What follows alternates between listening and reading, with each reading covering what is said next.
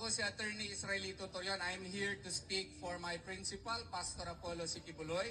He sent me here to extend his heartfelt regards and hi to you all.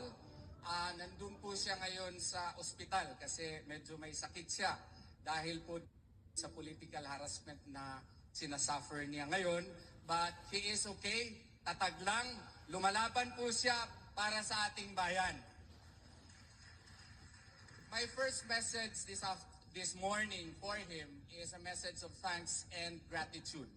I would like to express, in behalf of Pastor Apollo Sikibuloy, his heartfelt thanks to the Executive Committee of the PDP Laban.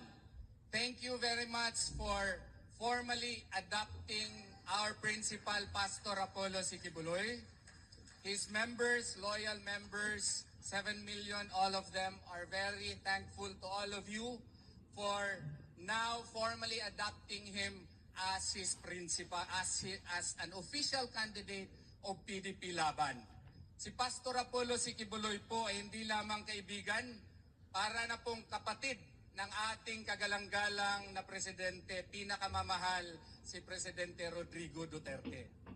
Dahil siguro sa kanyang relationship ng ating Pangulo, kaya siya po ang nakita ng administrasyon na ito na gawain po sigurong example para ipakita sa atin kung gaano sila kalakas.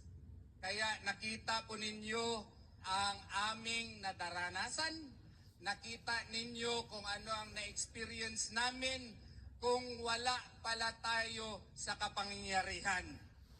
Dito natin nakikita as to how government power is abused and how police power is likewise implemented to the extreme, how a mere warrant of arrest founded not on a probable cause but by political cause is used as an instrument of harassment against the number one supporter of our beloved former President Rodrigo Duterte. Pastor Apollo Sikibuloy did not have a plan to run for the Senate, and that is a fact. But because of what happened to him recently, he found it in himself to become the voice of protest, to become a reminder to each one of us that democracy is a force to reckon with if we are willing to fight for it.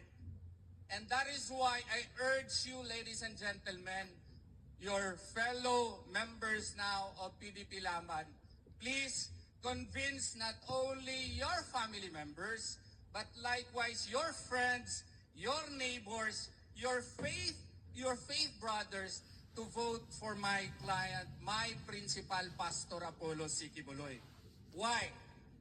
Sa akin pong mababang pagtingin, siya po ang kandidato na hindi na po kailangan natin ng Exhibit A. Tingnan po natin kung anong nagawa niya sa kanyang grupo, sa kanyang organisasyon. Ako po ay isang balik Islam. Hindi po ako miyembro ni Pastor Apollo Sikibuloy. But I could sense and I could see within my two eyes and in my heart how devoted his members to him. And look at his achievements as a private person. As a private person, he founded KOJC, he founded SMNI, he founded the once humble JMC and still humble now, but by the grace of Allah subhanahu wa ta'ala, he has taken this organization to greater heights. Without any buds of corruption, without any hint of any irregularities whatsoever. So if you bring this man to the Senate with his intelligence and his love for the country, I do believe that this country will move forward, not only because of himself, but because of his advocacies and because of his love for our country. So sa akin pong palagay, kung ilagay natin si Pastor Apollo Sikibuloy sa Senado, siya po ay maraming magagawa dahil hindi na po sa tingin ko kailangan niya ang pera. Siya lang po ang kliyente ko na napakarami pong propriedad, pero maski isang propriedad, wala po sa kanyang pangalan.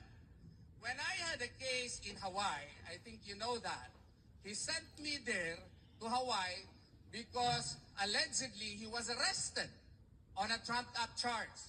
I went there, prayed to Allah subhanahu wa ta'ala, drafted a letter to the FBI as well as Department of Homeland Security, and by the grace of Allah, the airplane was surrendered to me. And he was so happy. Oh, binigay sa akin kaagad. Akala nung lawyer namin sa Amerika makapag-acceptance fee na naman siya. Acceptance fee po doon, makipag-usap ka lang ng abogado. Naku, ang $2,000 per hour po. No? So, ang mahal. But by the grace of Allah, naku, release sa akin, ang saya-saya niya.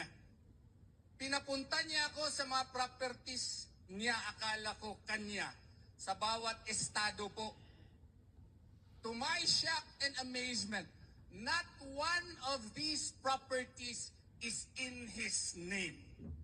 Ganyan po si Pastor Apollo Sikibuloy.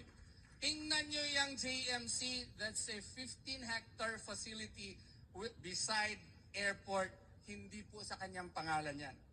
Tingnan nyo yung sa Tamayong, Glory Mountain, doon sa Prayer Mountain, hindi po sa kanyang pangalan yan. Tingnan nyo ang SMNI, Suarasug, wala po sa kanyang pangalan. Ganito po ang tao si Pastor Apollo Sikibuloy. At saka kung kaibigan mo siya, pikit mata, maski anong sabihin niya sa kanyang kaibigan, he will stand for his friend, just as what he is doing now for the former president. So akin po kayong nire-request po from the bottom of my heart, as a Filipino and as a friend of Pastor Apollo Sikibuloy, please place him in the Senate because he will be your main warrior against corruption in our country today. So marami pong salamat sa inyo. Huwag po nating kalimutan, Pastor Apollo Sikibuloy. Maraming salamat po.